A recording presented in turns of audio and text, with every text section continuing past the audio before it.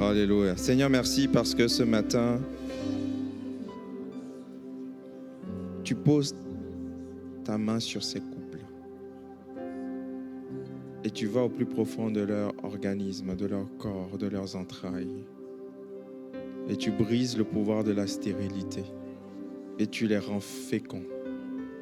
Merci pour l'œuvre surnaturelle que tu es en train d'opérer. Merci parce que dans 1 an, nous aurons des témoignages de ce que tu as fait. Toute l'Église dit Amen. On peut acclamer le Seigneur pour ses victoires. Amen. Alléluia. Est-ce que vous pouvez m'aider à célébrer toute l'équipe louange, l'équipe technique qui travaille fort? Merci. Merci à toutes les équipes qui servent. Bienvenue à l'église Bordeaux République ce matin. Avant de vous asseoir, saluez 2-3 personnes chaleureusement. Souhaitez-lui la bienvenue dans la maison du Seigneur.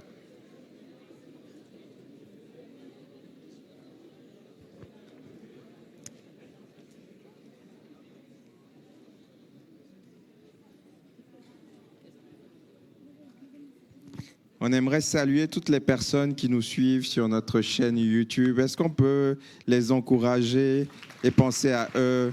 Toutes les personnes qui ne peuvent pas se déplacer, on pense fort à vous. Et puis toutes les personnes qui sont dans d'autres villes, dans d'autres pays, on est connectés ensemble.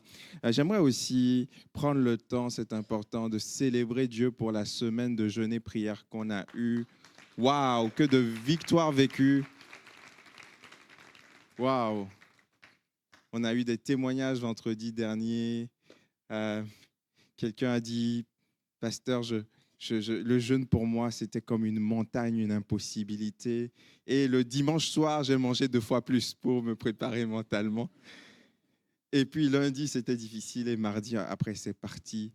Et elle a vécu une victoire sur le jeûne. Vous savez, quand vous arrivez à payer le prix du jeûne, vous dépassez quelque chose. Vous êtes en train de dire que le mettre à bord, ce n'est pas votre corps. Amen. Parce que quand vous avez des soucis de santé ou quand il y a la tentation qui vient, notre corps envoie une pression. Et le jeûne est un moyen aussi de dire à la chair de se taire. Parce que l'homme ne vivra pas seulement de pain, mais de toute parole qui sort de la bouche de Dieu. Alors j'aimerais encourager, féliciter toutes les personnes qui ont jeûné, s'il vous plaît. Prenons le temps de le faire. Et assurément, on a vécu des victoires ensemble. Tout à l'heure, on aura les annonces, mais j'aimerais aussi dire un mot sur l'événement de femmes qu'il y aura le 31 janvier. J'aimerais vous inviter à vous inscrire, bien évidemment, toutes les femmes, ce sera un temps pour vous. Donc, samedi 31 janvier à 9h30 ici. Mais j'aimerais aussi inviter tous les hommes à venir servir. Parce que ce jour-là, on aimerait libérer nos femmes de toute la pression du ménage, la gestion des enfants. Et on aimerait que tous les services soient occupés par des hommes. Est-ce que les hommes, vous êtes là ce matin? Ne vous cachez pas ce matin, manifestez-vous. Hein?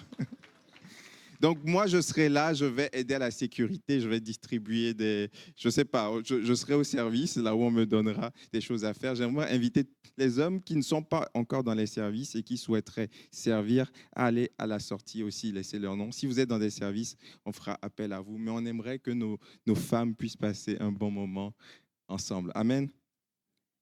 Merci Seigneur également pour tous les équipiers qui se joignent à nous.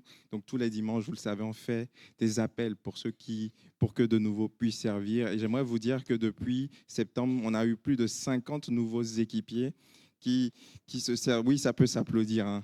Waouh. Waouh. Merci à toutes les personnes qui répondent à l'appel. Et c'est plus de 200 personnes qui servent régulièrement ou ponctuellement. Merci de bâtir cette église avec nous. On est tellement heureux. Alors, j'aimerais poursuivre ce matin sur la série Vision. C'est le 3e message de cette série intitulée « Une église qui grandit et qui rayonne ». Donc, dans le premier message, je vous ai expliqué que Dieu m'avait parlé en décembre 2024, alors que je venais tout juste de savoir que j'allais être le nouveau pasteur de l'Église. Et Dieu m'avait donné cette série de messages que je vous partage aujourd'hui. Mais je l'ai gardé dans mon carnet, dans mes notes, soigneusement, parce que je voulais prendre le temps de venir vous connaître, de connaître l'Église, de parler avec les gens, de sentir l'atmosphère spirituelle. On a rencontré les leaders, le CA, et on a discuté de toutes ces choses. Et au fur et à mesure que le temps passait, je me rendais compte à quel point Dieu a été précis dans ce qu'il nous a dit. Alors, cette série de messages est importante parce qu'elle va nous conduire pour les 5, 10, voire 20 prochaines années. Je ne sais pas combien de temps le Seigneur permettra cela, mais sachez que c'est une série sur le long terme. Certains m'ont dit, pasteur, tu fais tous ces changements, est-ce que tu ne vas pas partir dans 3 ans? Je ne sais pas combien de temps Dieu me laissera là, mais je suis là pour le long terme, je veux vous rassurer. Donc, on est parti pour une longue aventure. Dans le premier message, donc, j'ai parlé de l'Église qui grandit et qui rayonne. J'ai pris l'exemple du soleil. Le soleil rayonne, il est à des millions de kilomètres et pourtant on sent ses effets. Et lorsqu'on rayonne, on produit des effets loin de sa source. Une Église qui rayonne, c'est une Église qui touche au près, mais c'est une Église aussi qui est capable de toucher au loin, d'aller rayonner beaucoup plus loin que là où il se trouve. On a expliqué que pour rayonner, il fallait grandir, il fallait croître. Et dimanche dernier, on a parlé de la croissance spirituelle, on a parlé de la nécessité que l'enfant spirituel puisse grandir et devenir un adulte mature. Ces 2 prédications sont disponibles donc sur notre chaîne YouTube. Et aujourd'hui, j'aimerais parler de la croissance numérique et digitale. La croissance numérique, c'est-à-dire grandir en nombre, gagner des âmes, se multiplier et aussi utiliser tous les moyens de notre époque pour toucher et répandre l'Évangile. J'aimerais lire dans Genèse chapitre 1, verset 28. On lira 3 textes et on reviendra sur ces 3 textes plus tard. Genèse chapitre 1, verset 28. Dieu les bénit, en parlant de l'homme et de la femme. Dieu les bénit et Dieu leur dit, soyez féconds. Pouvez-vous dire avec moi féconds? Soyez féconds, multipliez. Pouvez-vous dire aussi avec moi multipliez? Soyez féconds, multipliez, remplissez la terre, assujettissez et dominez. Matthieu 13, 23. Celui qui a reçu la semence dans la bonne terre, c'est celui qui entend la parole et qui la comprend. Il porte du fruit. Il porte du fruit. Et un grain en donne 100, un autre 60, un autre 30. Matthieu 28, 19, un verset que vous devez certainement connaître. Allez, faites de toutes les nations des disciples, les baptisant au nom du Père, du Fils et du Saint-Esprit, et enseignez-leur à observer tout ce que je vous ai prescrit. Il y a dans le texte premier qu'on a lu de Genèse 1, 28, une indication qui nous parle encore aujourd'hui. Dans ce texte, Dieu va parler à l'homme et à la femme juste après qu'ils aient été créés et il va leur donner un mandat. Le mandat est en train de déterminer le pourquoi de leur existence. Qu'est-ce qu'ils doivent faire sur terre? Dieu a créé l'homme et la femme à son image pour sa propre gloire, mais cette première parole-là va déterminer leur mission première. Dieu voulait que l'homme et la femme puissent se multiplier sur la terre, puissent remplir la terre et puissent conduire, diriger la terre. Lorsque Dieu parle de dominer, il ne s'agit pas d'une domination écrasante, mais il s'agit d'une maîtrise. Dieu était en train de dire, je vous place comme dirigeant de cette terre, prenez-en soin. Il est important de le préciser que la domination n'est pas écrasante. D'ailleurs, dans Genèse chapitre 2, Dieu dira à Adam, Dieu placera Adam dans le jardin pour qu'il puisse le cultiver et le garder. Lorsqu'on parle de cultiver, on parle de productivité, de faire grandir. La culture, c'est une transformation. L'agriculture, c'est la transformation de l'agro. La pisciculture, c'est la transformation des poissons. La culture, c'est la transformation de la nature. Dieu était en train de dire à Adam, cultive, fais grandir, fais prospérer, mais garde aussi. Lorsqu'on parle de garder, on parle de l'éthique, on parle de la préservation. Adam ne devait pas juste cultiver, faire grandir, Adam devait aussi garder. C'est important de le dire que la productivité biblique n'a rien à voir avec la productivité mercantile du quoi qu'il en coûte. Allô, vous êtes là ce matin? Dieu veut que nous puissions être productifs, mais Dieu met aussi un cadre, des limites pour préserver. Alors leur mandat, c'était de multiplier, de se multiplier déjà et ensuite de multiplier. Ils devaient se multiplier, ils devaient faire des enfants, grandir en nombre pour pouvoir gérer tout ce qu'il y avait à gérer sur la terre. Il y a un article que j'ai lu cette semaine qui a paru sur le site actu.fr, on peut peut-être l'afficher, je change l'ordre des notes. On assiste à un déficit démographique inédit en France. C'est la première fois depuis l'époque de la guerre qu'il y a plus de décès que de naissances. La population française s'établit à 69,1 millions d'habitants, pour être précis, selon l'Institut national de la statistique. Et le solde naturel, c'est-à-dire la différence entre les naissances et les décès, est désormais négatif. Face à cet état de fait, l'État va proposer, est en train de proposer, c'est déjà lancé, des initiatives afin d'enrayer le déclin démographique. Et l'une des premières mesures, c'est le nouveau congé de naissance. Donc, dès juillet 2026, les parents bénéficieront d'un congé rémunéré supplémentaire. Donc, tous les couples pour qui on a prié, vous aurez certainement, si Dieu vous exauce, un congé de naissance à partir de juillet. Mais ce n'est pas tout. L'État veut également lutter contre l'infertilité. Ce sujet tabou, ce sujet qui génère des souffrances dans les couples et on n'ose pas en parler. Un vaste plan annoncé par la ministre Stéphanie Rist, incluant campagne d'information et facilitation de l'autoconservation d'ovocytes, car un couple sur 8 ou 10 en âge de procréer connaît des difficultés à concevoir. La pensée qui m'est venue en lisant ces textes et qui est confirmée par notre réalité, c'est que avant la multiplication, il faut la fécondité. J'ai réalisé en faisant quelques recherches que chaque fois que Dieu parlait de multiplication, en nombre j'entends, de se multiplier numériquement, Dieu insistait sur l'aspect de la fécondité. Soyez féconds et multipliez-vous. Dieu ne veut pas juste que tu puisses te multiplier. Dieu veut d'abord que tu sois fécond parce que c'est la fécondité ou encore la fertilité qui va te permettre de te multiplier.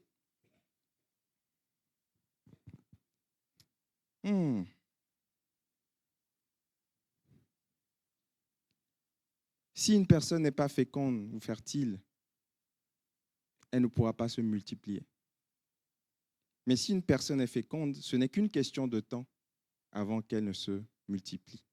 Voilà pourquoi Dieu va bénir Adam et Ève, il va bénir leurs entrailles et les rendre féconds, et il leur demandera ensuite de se multiplier. Dans l'Ancien Testament, il y a une pléthore de versets qui parlent de la fécondité avant la multiplication. Genèse chapitre 9, verset 1, Dieu bénit Noé et ses fils et leur dit « Soyez féconds, multipliez, remplissez la terre. » Genèse 17, verset 6, Dieu dit à Abraham « Je te rendrai fécond à l'extrême, je ferai de toi des nations et des rois, le fruit de ta multiplication, des rois sortiront de toi. » Genèse 17, verset 20, à l'égard d'Ismaël, Dieu dit, voici, je le bénirai, je le rendrai fécond et je le multiplierai à l'infini. Il engendrera 12 princes et je ferai de lui une grande nation. Genèse 28, verset 3. Isaac dit à Jacob, que le Tout-Puissant te bénisse, te rende fécond et te multiplie afin que tu deviennes une multitude de peuples. Genèse 35, verset 11. Dieu dit à Jacob, je suis le Dieu Tout-Puissant, sois fécond et multiplie. Alléluia. La fécondité vient avant la multiplication. Genèse 47, verset 27. Israël habita dans le pays d'Égypte, dans le pays de Goshen. Ils eurent des possessions, ils furent féconds et multiplièrent beaucoup. Pour continuer, Exode 1, 7. Les enfants d'Israël furent féconds et multiplièrent. Ils s'accrurent et devinrent de plus en plus puissants. Lévitique 26, verset 9. Je me tournerai vers vous, je vous rendrai féconds et je vous multiplierai et je maintiendrai mon alliance avec vous. Psaume 128, verset 3. Ta femme est comme une vigne féconde dans l'intérieur de ta maison. Tes fils, les fruits de la multiplication, sont comme des plants d'olivier autour de la table. Jérémie 23, verset 3. Je rassemblerai le reste de mes brebis de tous les pays où je les ai chassées. Je les ramènerai dans leur pâturage. Elles seront fécondes et se multiplieront. Avant de parler de croissance externe, numérique, multiplication, Dieu doit opérer quelque chose en nous. Alléluia. Quand on comprend ça, on comprend que notre source, c'est Dieu. Ce texte est valable dans beaucoup de domaines. Tu cherches la multiplication dans ton travail, demande la fécondité de Dieu. Tu cherches la multiplication dans ce que tu partages à tes enfants, demande la fécondité de Dieu. Tout commence avec Dieu. Un jour, il y a quelques années, où je travaillais, j'avais l'impression d'avoir trop peu de temps. J'ai commencé à chercher des moyens d'être plus productif. Alors, qu'est-ce que j'ai fait? Je suis allé sur Internet, j'ai tapé comment être productif. Alors, j'ai eu toutes sortes de techniques, Pomodoro, Miracle Morning, organisé le matin, machin. J'ai eu toutes formes de techniques. À un moment donné, le Saint-Esprit m'a arrêté. Et il m'a dit, avant la technique, il faut une semence. Pourquoi tu cherches à être productif? Cherche à être productif parce que Dieu lui-même est productif. Et demande cette semence de Dieu-là en toi. Et ensuite, naturellement, tu seras productif. Et oui, bien sûr, il y a les techniques, mais on peut avoir des techniques sans vie. Allô? On a besoin que Dieu fasse quelque chose à l'intérieur de nous. Et j'aimerais prier pour vous ce matin, afin que Dieu vous rende fécond. Quel que soit le domaine où vous voulez vous multiplier, vous voulez grandir, vous voulez emmener de la croissance, c'est peut-être dans tes finances, on en parlera dimanche prochain, la croissance sociale. Peut-être que tu veux grandir dans tes finances, grandir dans ton travail, grandir dans ton environnement social. Demande à Dieu de te rendre fécond. Parce qu'à effort égal, lorsqu'on est fécond, on produit des résultats différents. Pour que quelque chose se multiplie, il faut d'abord qu'il soit fécond. Et si quelqu'un est fécond, ce n'est qu'une question de temps avant qu'il ne se multiplie. Alléluia. Vous savez, j'ai compris ça.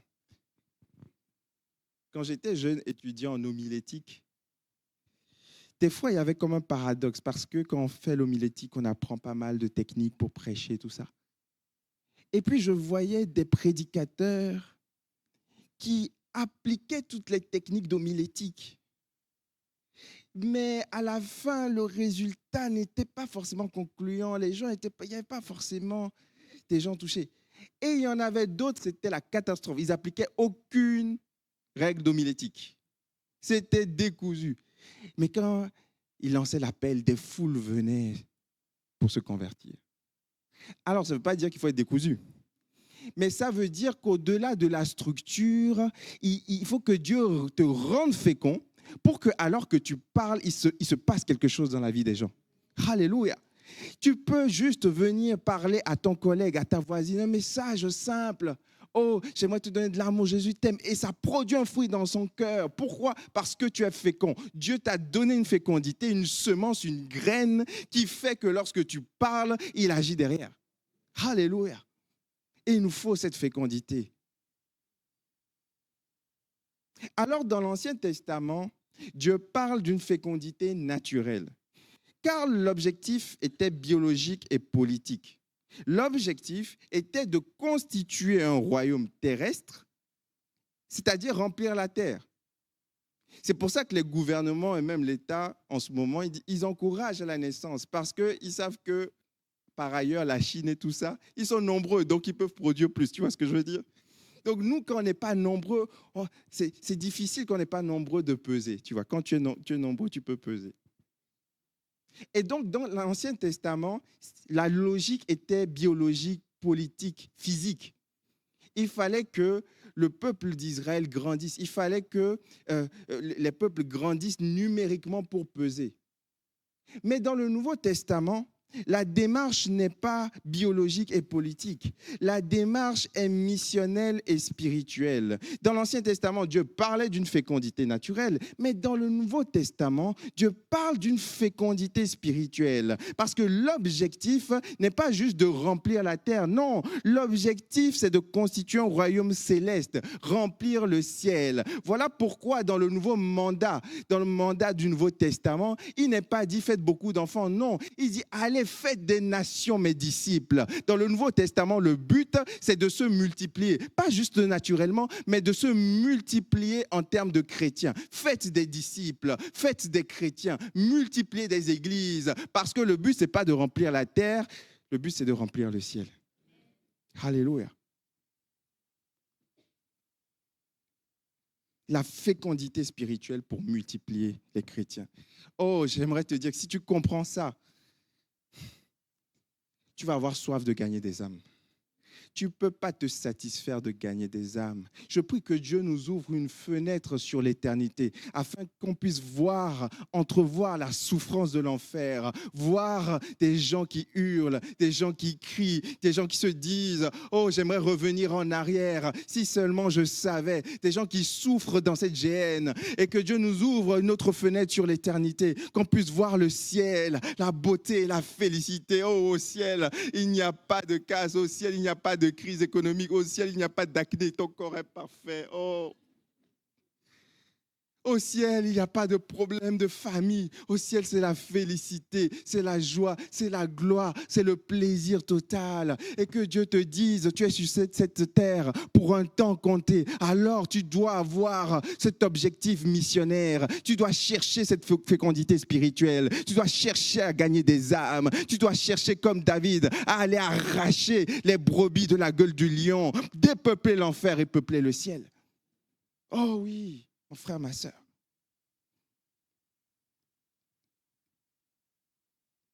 La croissance spirituelle vise à ce que la petite graine devienne grande. On a parlé de ça dimanche dernier. C'est important qu'on puisse grandir, devenir de petit à grand, grandir dans l'être et le faire, oui. Mais la croissance numérique, ce n'est pas juste grandir de petit à grand, non. C'est de se multiplier. C'est que la semence puisse se multiplier. C'est que toi, en tant que disciple, tu puisses faire d'autres disciples. La multiplication, c'est engendrer des personnes du même type.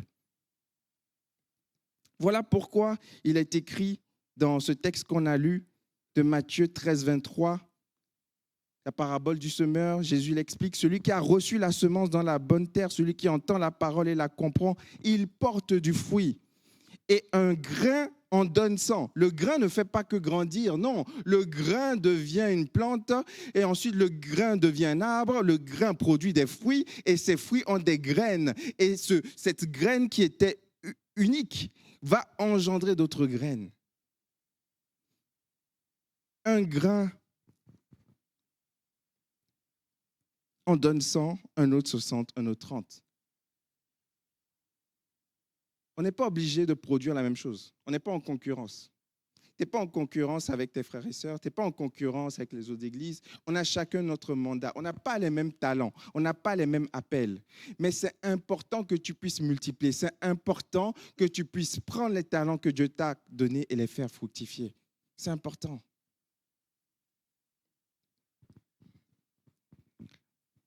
La croissance numérique.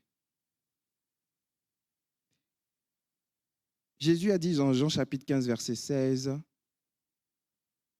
ce sont ses dernières paroles avant d'aller à la croix. Sur 3 chapitres, Jésus parle à ses disciples pour son pot de départ. Il leur dit, ce n'est pas vous qui m'avez choisi, mais moi je vous ai choisi et je vous ai établi. C'est moi qui vous ai choisi et je vous ai établi afin que vous alliez, que vous portiez du fruit. Je vous ai établi afin que vous alliez et que vous portiez du fruit. De quel fruit parle-t-il? On dira, oui, c'est le fruit de l'esprit, c'est le caractère de Christ. C'est la croissance spirituelle, on l'a vu, c'est l'amour les uns les autres, oui. Mais il y a aussi une dimension missionnelle. Il dit, je vous ai établi afin que vous portiez du fruit et que vous alliez faire des nations mes disciples. Alors le fruit attendu, c'est aussi de gagner des âmes, directement ou indirectement. Soit en prêchant l'évangile, soit en conduisant des gens à entendre l'évangile d'une façon ou d'une autre, soit en intercédant. Mais chacun a un rôle dans l'évangélisation, les amis. Ce n'est pas pour un groupe, hein? Non. Et il y a tellement de moyens d'évangéliser, mais c'est de contribuer à cet effort que l'évangile puisse toucher des gens qui ne l'ont pas encore accepté.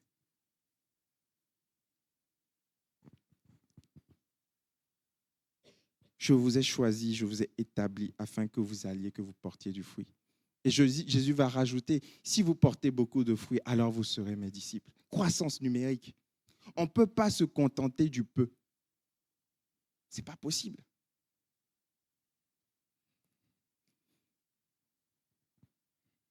Donc, dans l'Ancien Testament, on parlait de multiplication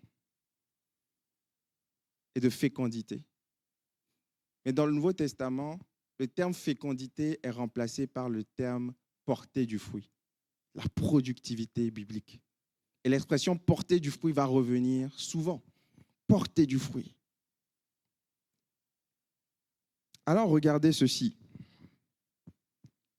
Les disciples vont être envoyés pour porter du fruit, pour gagner des âmes. Jésus va leur dire, allez, faites de toutes les nations mes disciples, pas juste notre nation, toutes les nations. Allez partout, faites de toutes les nations mes disciples. Il va leur dire, allez à Jérusalem, en Samarie, aux extrémités de la terre, pas de limite. Des personnes qui n'avaient jamais voyagé pour aller au loin. Vous imaginez? Que Dieu bénisse les missionnaires. Alléluia. T'es là, Nicolas? Que Dieu te bénisse, mon frère, pour tout ce que tu portes. Qu'on peut l'encourager, s'il vous plaît, le pasteur Nicolas Pradal, directeur de la mission, Action missionnaire. Dieu va te demander d'aller là où personne ne veut aller, d'aller au loin quelquefois. Il leur dit allez, mais ensuite il leur dit attendez. Allez. Ils sont tous sur les starting blocks. On y va. Non. Minute. Attendez. Vous recevrez une puissance. Et le Saint-Esprit survenant sur vous, et ensuite vous serez mes témoins. Pourquoi? Parce qu'avant d'aller chercher à se multiplier, il faut recevoir une semence. Il faut être fécond. Et Dieu leur a dit, si vous y allez comme ça, vous allez vous faire bouffer. Mais si vous avez la semence de Dieu, si le Saint-Esprit vient en vous, lorsque vous allez prêcher, les foules vont entendre l'évangile. Elles vont être touchées. C'est pour ça que Pierre devait être dans la chambre haute pour recevoir cette semence. Et lorsqu'il est sorti, qu'il a prêché, 3000 personnes se sont converties. On a besoin de cette semence spirituelle. C'est pour ça qu'on a besoin de se tenir à genoux. On a besoin d'oublier les succès d'hier pour se tenir encore à genoux aujourd'hui. Merci Seigneur pour hier. Merci Seigneur pour les succès d'hier. Merci pour les échecs d'hier. Mais hier est passé. Aujourd'hui, je vais encore me mettre à genoux parce qu'il y a des âmes qui ont besoin d'entendre l'évangile. Il y a des vies qui doivent être changées. Il y a des malades qui doivent être guéris. Il y a des gens qui ont besoin d'espoir. Il y a des gens qui ont des troubles de santé mentale qui ont besoin d'être guéris. Alléluia. Alors Seigneur, viens me changer de l'intérieur. Viens enlever tout ce qui n'est pas de toi. Viens enlever les scories, les blessures intérieures, la chair, les réactions impulsives. Viens enlever les penchants, les péchés, parce que je dois recevoir une semence pour me multiplier. Est-ce que tu t'es multiplié? Combien de personnes tu as emmené à Christ sans aucun jugement ni culpabilité? Est-ce que toi, parce que c'est bien d'envoyer les autres, est-ce que toi, tu portes du fruit?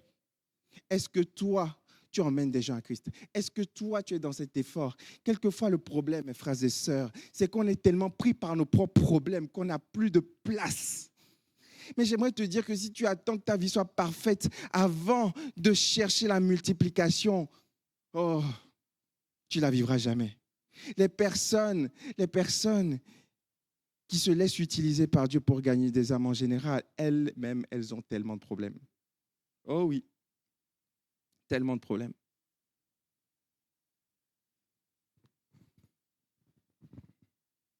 Actes chapitre 1, verset 4.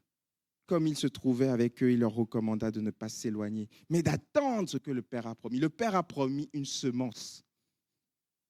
Vous recevrez une puissance, le Saint-Esprit survenant sur vous, et vous serez mes témoins. À quoi te sert ton baptême dans le Saint-Esprit? Est-ce que ça te sert juste à parler en langue, ou est-ce que c'est une semence pour être efficace dans la mission? On a confondu en 2026 le signe du baptême du Saint-Esprit et le fruit du baptême du Saint-Esprit. Le signe, c'est le parler en langue. OK, on a compris. Mais où est le fruit? Où est le fruit? Quelquefois, on est comme les Corinthiens. Oui, on a les dons spirituels. C'est bien les dons spirituels le dimanche. C'est bien, je suis baptisé en 1955. Mais où sont les fruits du baptême du Saint-Esprit dans sa vie? Où est la puissance dans ta vie? Où est le zèle dans ta vie? Il nous faut ce feu pour gagner des âmes. Lorsque tu sors dans la ville, que tu vois les gens, est-ce que tu vois leur misère? Oui, ils sont à Côte-d'Ivoire. Oui, ils sont à Bordeaux. Ça semble beau, mais dans les familles, il y a des deuils familiales, il y a des drames familiaux, il y a de la drogue, il y a de l'inceste, il y a de la pédophilie. C'est ça dans les familles qui s'est caché. Derrière les vitrines, derrière les maisons dorées, il y a des gens en souffrance. Et si tu vois de l'extérieur, juste les gens souriant, tu vas perdre quelque chose. Tu ne vas pas percevoir quelque chose. Et Dieu doit nous donner les yeux, ses yeux à lui, les yeux de Jésus qui voyait la foule. Il était ému de compassion parce qu'il voyait la foule des brebis sans berger. Que Dieu nous donne encore un cœur qui bat pour les âmes. Oh, quelquefois, on peut s'enfermer dans de la religiosité, des discours creux. Oui, on prie pour l'évangélisation, mais il y a des gens tout autour de toi. Seigneur, donne-moi ce cœur. Je prie et je parle pour moi-même. Quelquefois, j'ai la foi pour les autres, mais les gens qui sont proches, mes parents, ma famille, dont la plupart ne sont pas convertis. Oh, quelquefois, c'est dur de leur parler parce qu'il y a l'affect. Parce qu'on a essayé depuis longtemps. Que Dieu te donne le fardeau des âmes et qu'il me donne le fardeau des âmes. Amen.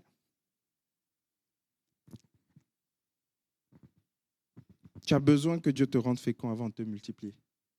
Et quelquefois, Dieu t'a rendu fécond, mais tu n'avances pas. Parce que tu n'as pas compris l'intérêt de te multiplier numériquement. Vous comprenez pourquoi je parle de croissance numérique, d'accueillir des nouveaux, faire un deuxième culte? Ce n'est pas pour une gloire humaine. C'est parce qu'il faut gagner des âmes. Et quelquefois, on prie pour que d'autres le fassent. Et nous?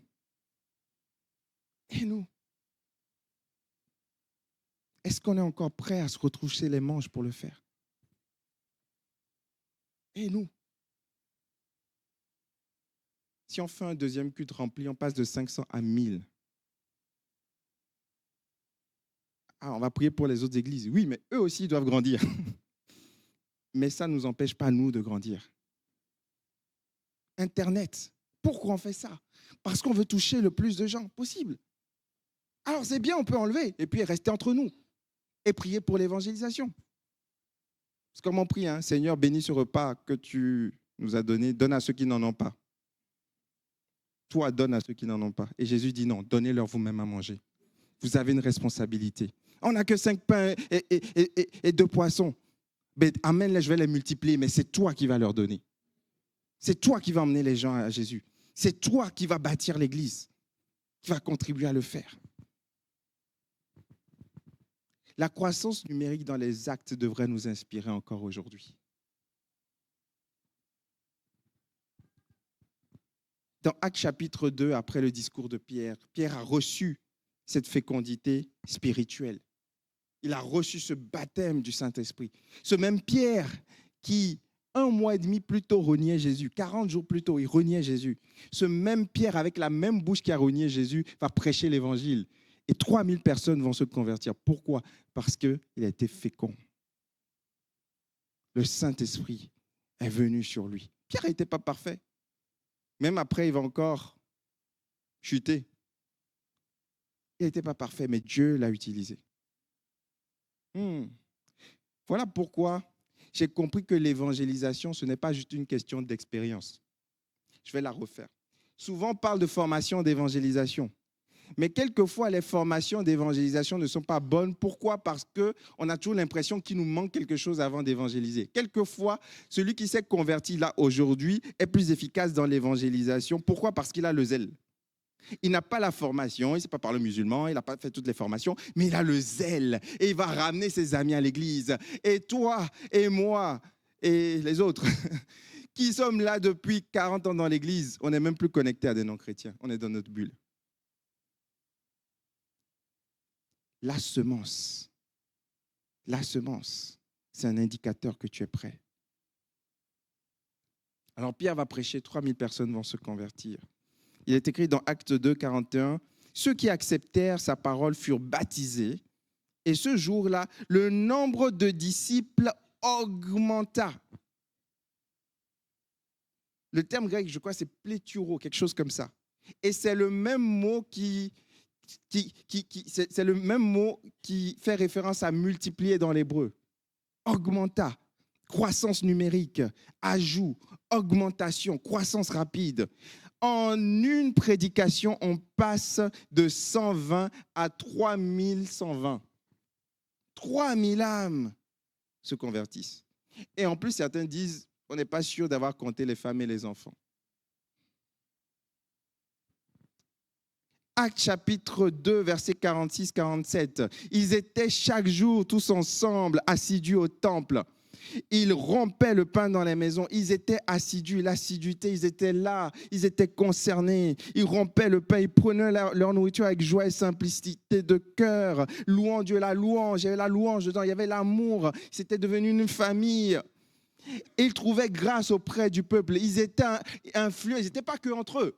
Parce que quelquefois, on se dit, oui, ils étaient entre eux. Non, ils trouvaient grâce auprès du peuple. C'est-à-dire que leurs voisins voyaient la différence. Le gars qui arrivait toujours la mine serrée, stressé, il arrive, il est joyeux. Et du coup, il trouve grâce autour d'eux, auprès du peuple. Il faut que nos voisins, il faut que nos collègues soient intrigués du changement. Il faut qu'ils te voient et qu'ils se disent, ce gars, cette fille, je veux comprendre ce qui ne va pas ou ce qui va dans sa vie. Il ou elle est bizarre. Il faut un truc en plus. Ils vivaient ça, les apôtres. Ils trouvaient grâce auprès du peuple. Et regardez ce qu'il est écrit. Oh, j'aime ce verset. Le Seigneur ajoutait chaque jour à l'église ceux qui étaient sauvés. Chaque jour, alors qu'il priait, alors qu'il jeûnait, il ajoutait. Alors, quelquefois, on est dans la nostalgie des réveils. Oh, la semaine dernière, Pierre a prêché, il y a eu 3000. Et on se met pendant des semaines et des mois à commenter ce qu'il y a eu. Non, ça ne s'est pas arrêté juste là. Chaque jour, ça continuait. Chaque jour, des âmes venaient. Chaque jour, l'évangile était prêché. Chaque jour, le Saint-Esprit agissait. Il ne s'était pas reposé juste sur la prédication de Pierre. Chaque jour, il agissait. Merci Seigneur pour les réveils d'hier.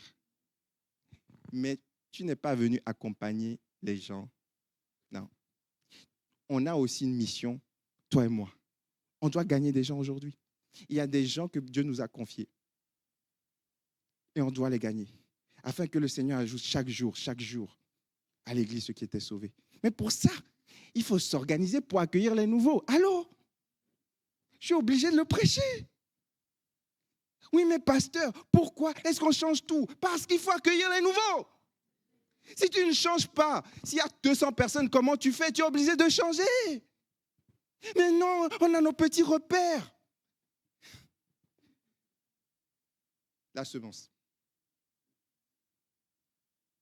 Tu sais, ces choses, je suis obligé de les prêcher parce que j'espère qu'on va finir cette série Vision pour prêcher sur des choses simples. Parce que le malaise que j'ai, comprenez, c'est comme si j'utilise la prédication pour me justifier. Des fois, c'est malaise.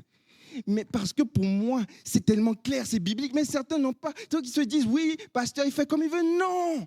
Il y a une mission derrière. Il y a une base biblique derrière. Oh, quelqu'un devrait dire Amen.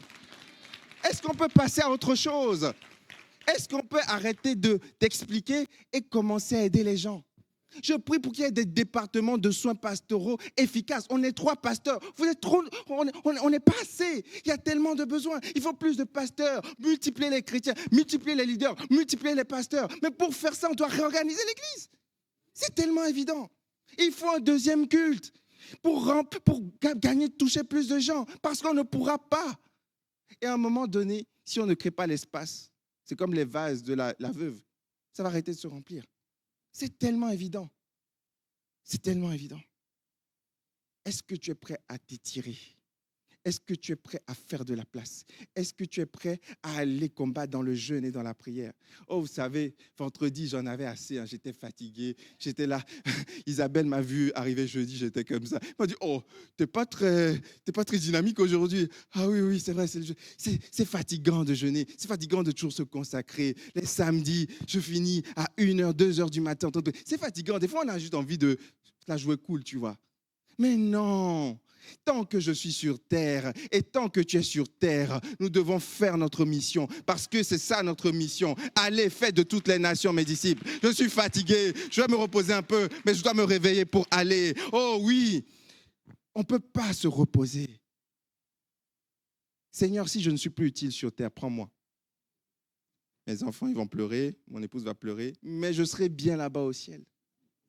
Amen. Mais si je suis là, c'est pour un but. C'est pour que tu sois fécond. Il dit, si vous portez beaucoup de fruits, alors vous serez mes disciples.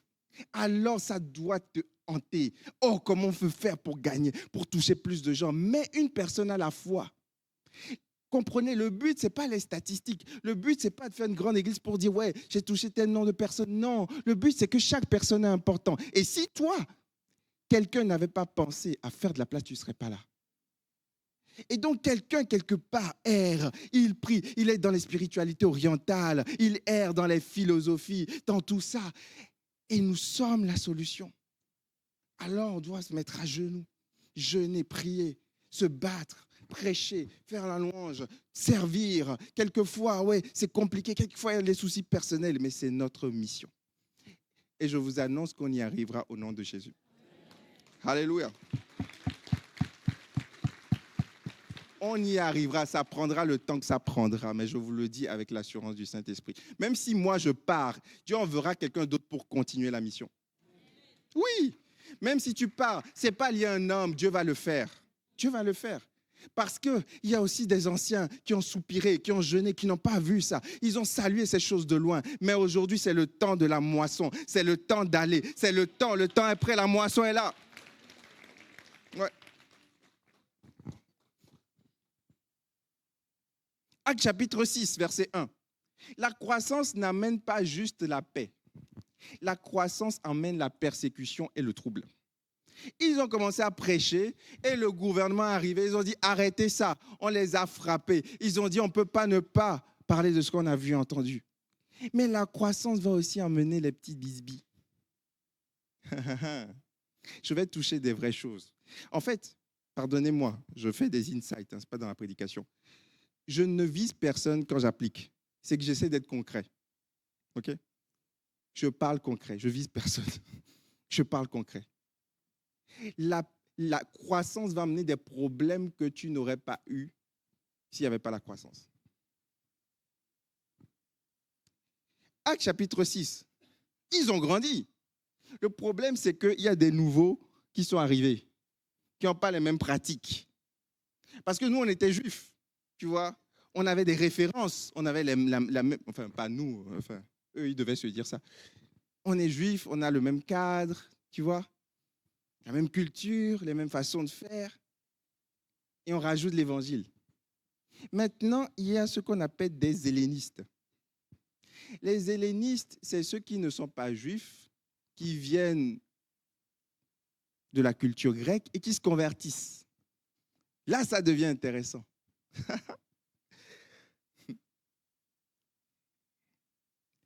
Actes chapitre 6, verset 1. En ce temps-là, le nombre des disciples augmentant, croissance. Les hellénistes murmurèrent contre les Hébreux parce que leurs veuves étaient négligées dans la distribution qui se faisait chaque jour. Problème. Oui, mais quand on vient vous parler quelquefois hébreu entre vous, nous, on ne comprend pas tout à fait hébreu. Donc, quand la petite hébreu vient, la petite veuve hébreu, vous parlez votre petit langage, et puis elle prend 3 cuisses de poulet, elle prend beaucoup plus de riz, et tu dis, ah, c'est la cousine de la tante de mon frère, donc fais-lui un geste, tu vois. Et nous, quand on arrive, comme on n'a pas les relations, le carnet d'adresse, vous nous donnez le minimum. Ah, eux, ils ne sont pas de Bordeaux souche. Hein. Non. Ça se voit la mélanine, ça se voit. Ah, c'était mieux avant. Ça se colore un peu trop. Chut. On va dire qu'on est raciste. Chut. Mais oui, quand même, les pratiques, tu vois.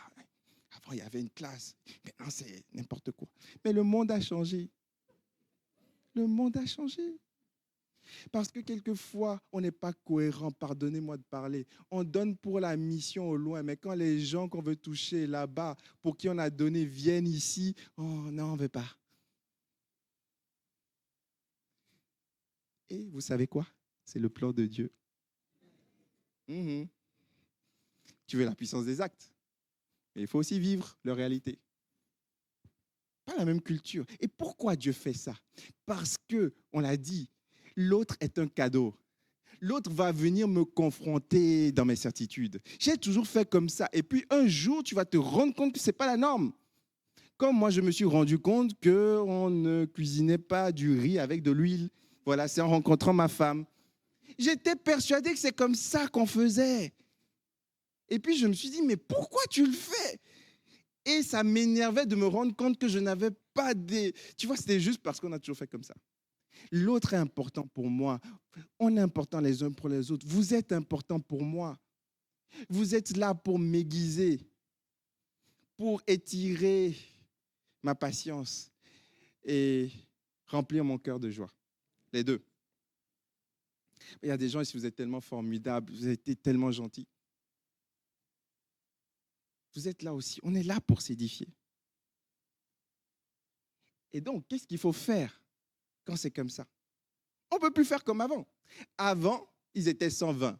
Donc, les 12, ils arrivent, scène, paf, on distribue après le culte. Voilà. Maintenant, ils sont 3000 et plus. Et ils sont, comment on va faire? Est-ce que les mêmes 120 vont distribuer? Non, ce n'est plus possible. Alors, ils disent, regardez bien, les 12 convoquèrent la multitude des disciples et ils disent, il n'est pas convenable que nous laissions la parole pour servir aux tables. Parce que lorsque Pierre et Jean sont en train de régler vos problèmes de distribution, il ne va plus prier, il ne va plus jeûner, il n'est plus efficace. Donc, on va mettre des gens qu'on va former qui vont le faire. Oui, mais pourquoi je n'ai plus accès au pasteur comme avant? Parce que ce n'est plus possible, ce n'est plus efficace.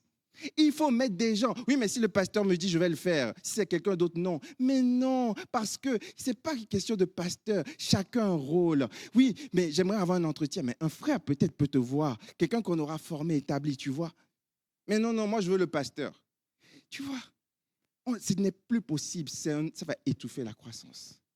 Et ils disent, ces gens-là, j'aime beaucoup, ces gens-là, on va leur demander qu'ils soient plein d'esprit et de sagesse. Au début, je ne comprenais pas. Je dis, mais quel intérêt d'être rempli de l'esprit pour distribuer la nourriture? Ah, quand il y a des disputes, il vaut mieux être rempli du Saint-Esprit. Hein. Les tâches les plus simples deviennent très compliquées. Hein.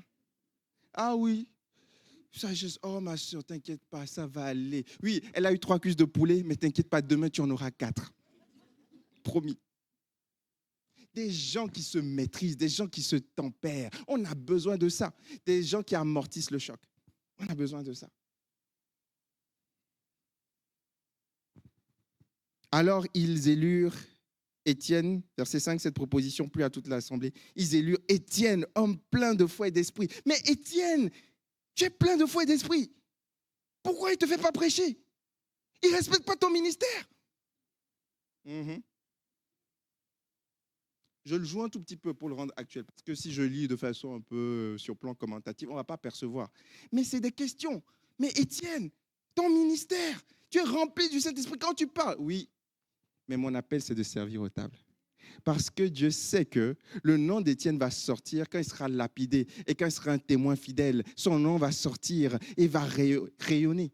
Au-delà, reste dans ton appel.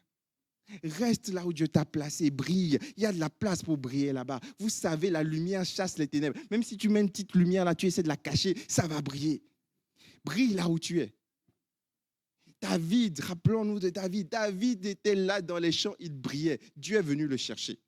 Ne t'inquiète pas. Si tu fais ce que Dieu te dit, Dieu viendra te chercher. Dieu viendra te chercher.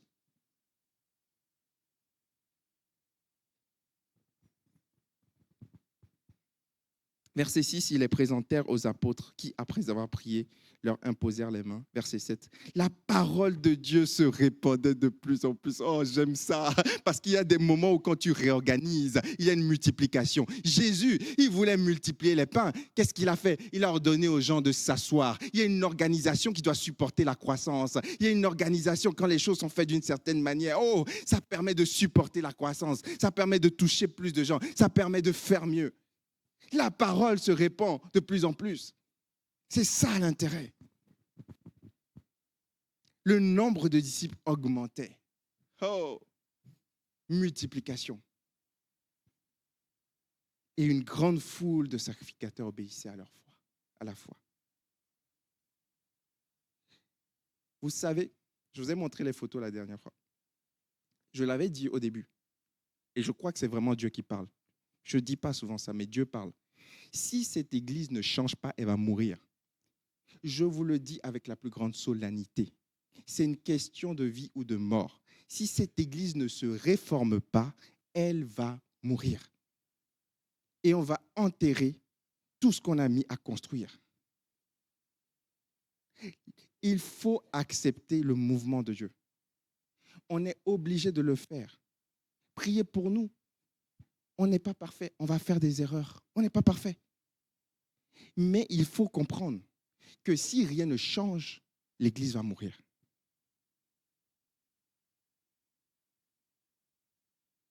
Dieu a un plan pour cette ville.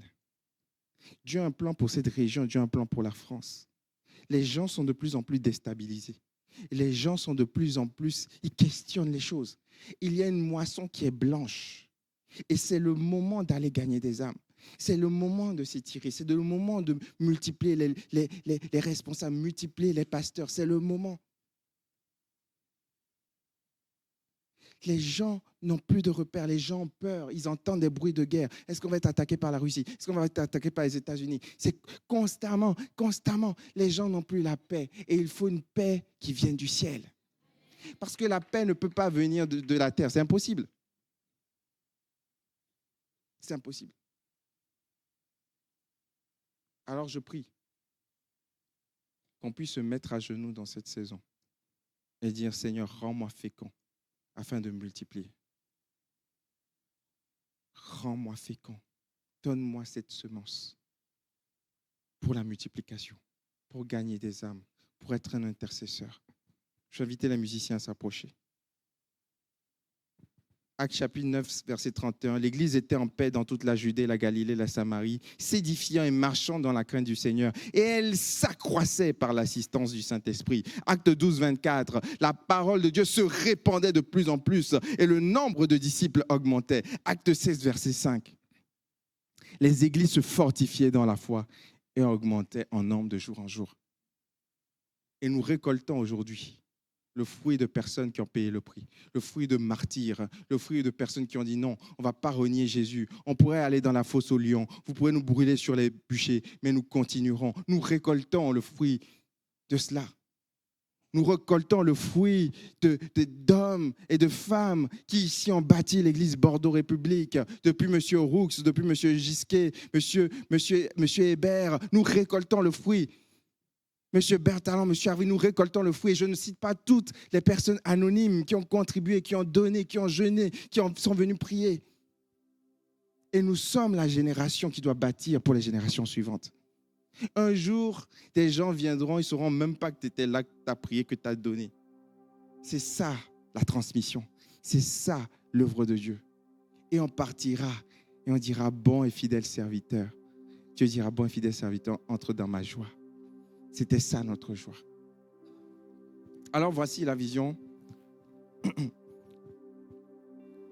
Premièrement, la croissance spirituelle, on en a parlé.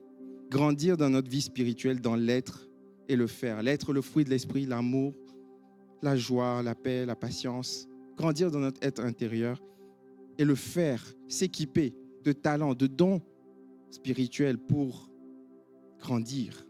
Accentuer sur la parole. C'est ce que nous faisons avec les cours de disciples, notamment. Accentuer sur la prière, c'est ce que nous faisons avec les chambres hautes. Il y aura d'autres programmes. Accentuer sur le jeûne. Je vous annonce, on a jeûné 7 jours, on commence doucement. On va aller à 21, on va aller à 40 jours. Pour ceux qui peuvent, si vous avez une santé fragile, surtout ne le faites pas. Mais on va aller s'étirer dans le jeûne et la prière à genoux. La louange, des temps de louange qualitatifs, dynamiques, inspirés de Dieu. La communion fraternelle, des agapes. On va travailler pour que les uns et les autres puissent se connaître, puissent se rencontrer, puissent communier, échanger encore plus. Ça, c'est la croissance spirituelle. Mais ensuite, la croissance numérique.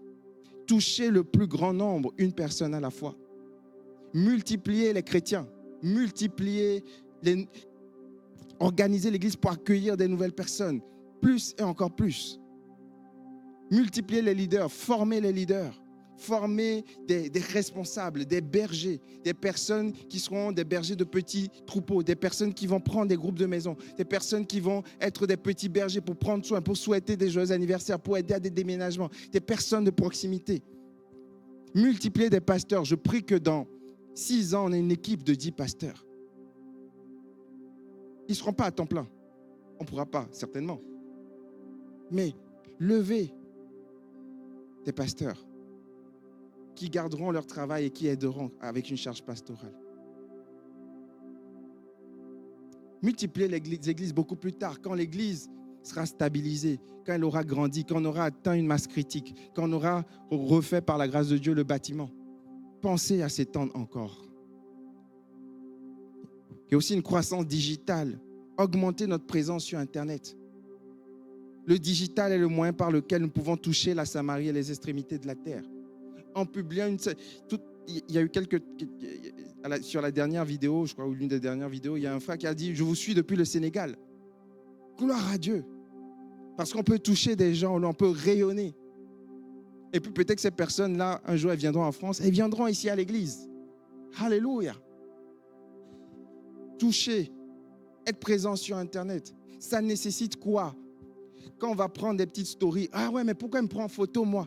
Mais regarde les témoins de Jéhovah, ils sont juste là. Ils disent rien. Le fait d'être présent sur Internet, c'est un message. Pour les gens qui passent, même moi avant de venir, j'ai regardé sur Internet. D'ailleurs, non, je ne vais pas dire ça. Il faut faire attention à ce que je dis. Mon épouse a dit, ah, c'est super, dans cette église, ils font des trucs pour les aînés, ils font des trucs pour les enfants, c'est super. Les gens regardent avant de venir. Pourquoi? Il y a une peur. Ce n'est pas comme avant où on cherchait une église, une adresse. Non, les gens entendent parler de sectes, des évangélistes, des évangéliques sur France 2. Donc, ils vont d'abord voir. Quelquefois, ils voient pendant plusieurs mois. Ils vont se rassurer. Donc, quand on filme et qu'on met, c'est pour rassurer. C'est de la pré-évangélisation. C'est pas pour s'amuser.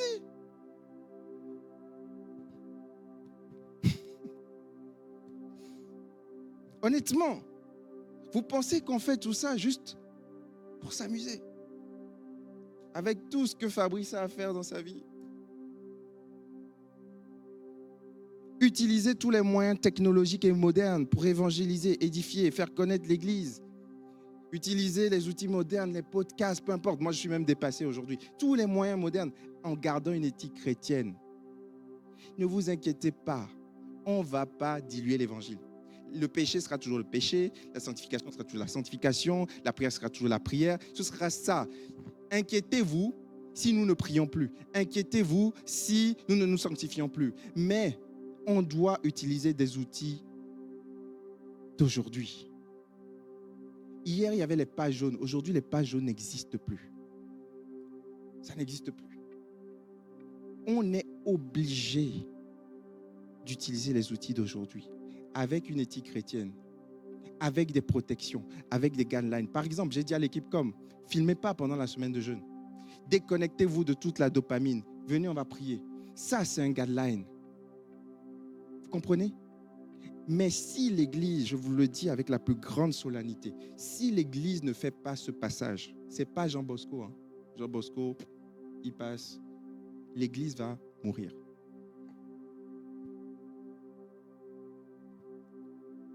Je vais vous montrer une courbe pour terminer.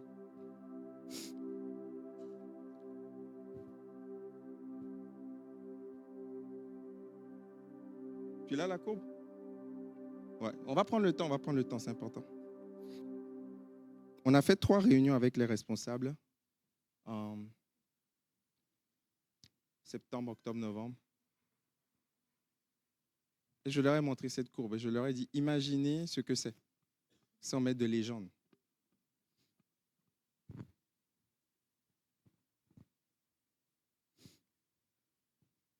On va attendre, on va patienter. C'est important.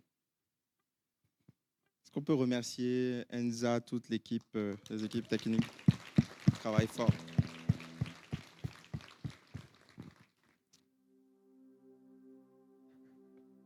Quand j'ai regardé ça, je me suis dit, waouh, la vision que Dieu a mise sur mon cœur était vraie.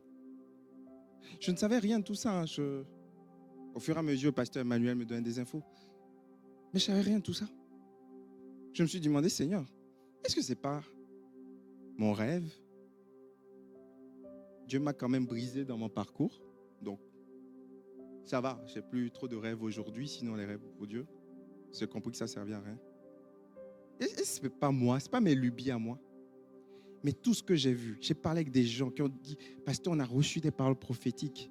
Cette semaine, les dons spirituels, c'était sur l'unité. On ne s'est pas concerté. Dieu veut faire une action. Ça, c'est quoi à votre avis? C'est la courbe de l'assistance ici. En 2000, vous étiez plus nombreux pour ceux qui étaient là.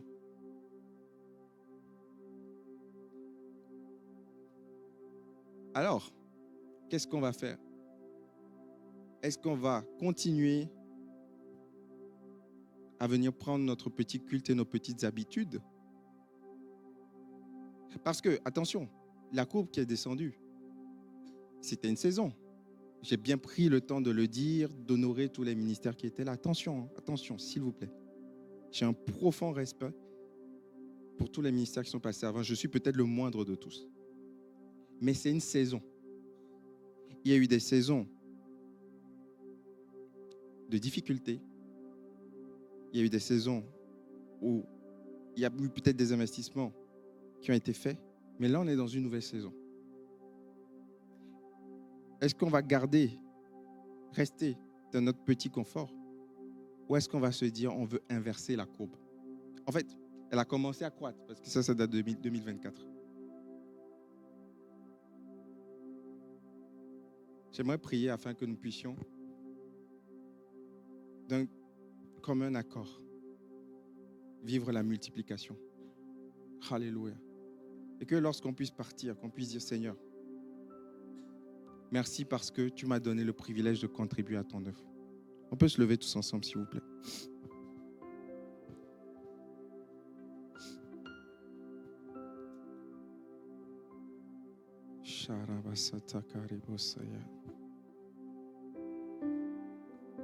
Alléluia.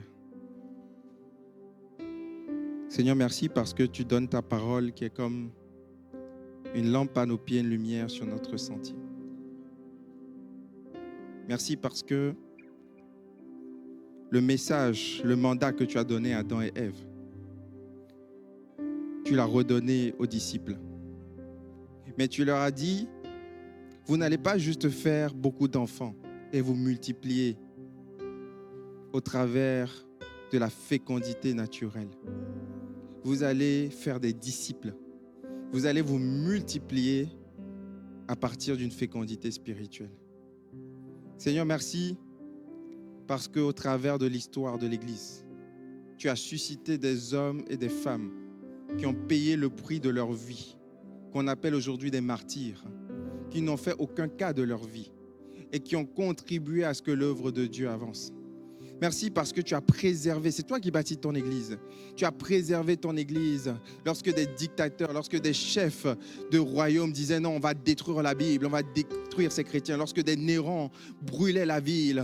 Dans toute l'histoire de l'église, il y a eu des despotes qui ont voulu combattre les chrétiens, mais tu as toujours préservé ton église et tu as toujours suscité des hommes et des femmes courageux qui étaient remplis du Saint-Esprit. Tu as toujours suscité des leaders courageux pour porter la parole de vie. Seigneur, et nous sommes ici aujourd'hui. Oh Seigneur, l'évangile ne commence pas avec nous et ne s'arrêtera pas après nous. Mais Seigneur, aide-nous à écrire notre histoire avec toi. Aide-nous à jouer notre partition. Aide-nous à faire notre part. Seigneur, tu nous as confié des talents. Seigneur, je ne sais pas si ces talents, c'était d'autres serviteurs dans la parabole des talents qui avaient rendu ça productif. On ne sait pas d'où ces talents viennent, mais tu as confié ça à des serviteurs et tu es parti. Et il y en a un qui n'a pas fait fructifier. Seigneur, je prie que nous soyons des serviteurs féconds, qui portent beaucoup de fruits et qui se multiplient. Je prie pour chaque personne ici, afin que tu le rendes fécond et qu'il se multiplie, qu'il gagne des âmes, qu'il intercède pour des âmes, qu'il invite des gens à l'église, qu'il parle à ses voisins. Seigneur, au-delà même de l'église, Seigneur, qu'on touche des âmes qui iront peut-être dans d'autres églises, qu'importe, Seigneur. Mais nous voulons que ton royaume se remplisse. Nous voulons, Seigneur, dépeupler l'enfer pour peupler le ciel. Oh, est-ce qu'on peut chanter ensemble? Son nom est puissant. Saint-Esprit descend, Saint-Esprit descend. Sharabasatare bobo kasaya.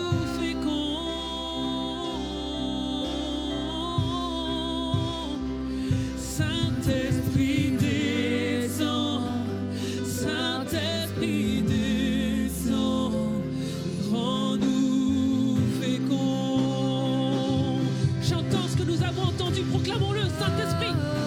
Saint-Esprit descend, Saint-Esprit descend, rends-nous féconds, rends-nous féconds. Saint-Esprit descend, Saint-Esprit descend, rends-nous féconds. Est-ce qu'on peut entendre juste les voix avec la batterie? Saint-Esprit, hey! Saint-Esprit descend, hey! Saint-Esprit descend, rends-nous féconds, entends nos prières. Saint-Esprit descend, Saint-Esprit descend, rends-nous féconds. Chantons-le une dernière fois, proclamons-le de tout notre cœur. Saint-Esprit descend, Saint-Esprit descend, rends-nous féconds. Oh, oh, oh. Saint-Esprit descend, Saint-Esprit descend, rends-nous féconds.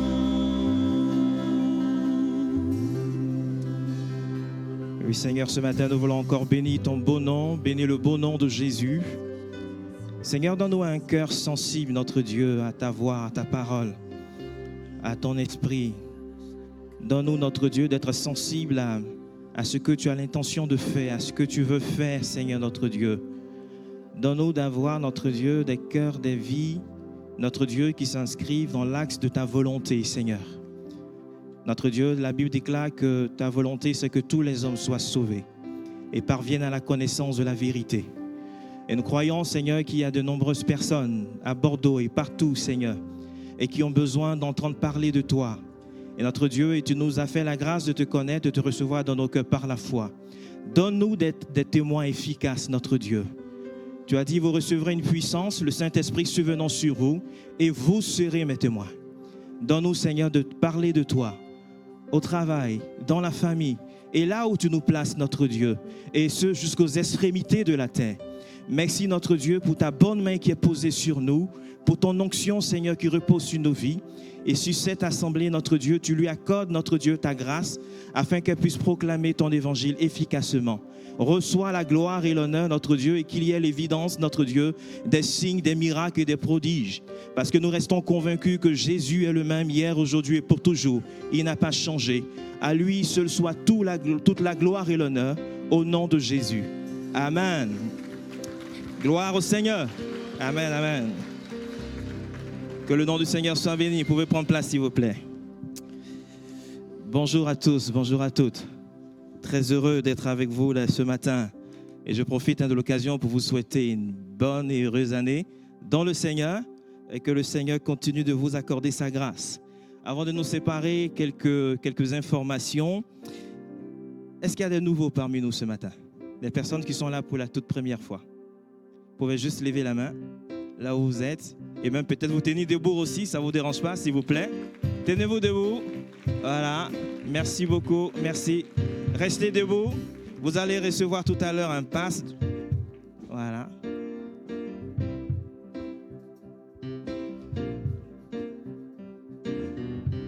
Voilà. Voilà, nous vous souhaitons en tout cas la bienvenue. Que le Seigneur vous bénisse et on peut encore les encourager, s'il vous plaît. Voilà, vous pouvez vous asseoir si vous avez reçu un pass de bienvenue. Et tout de suite après la réunion, ne partez pas tout de suite. On vous prie en tout cas de vous rendre au comptoir d'accueil et nous avons un cadeau de bienvenue à vous remettre.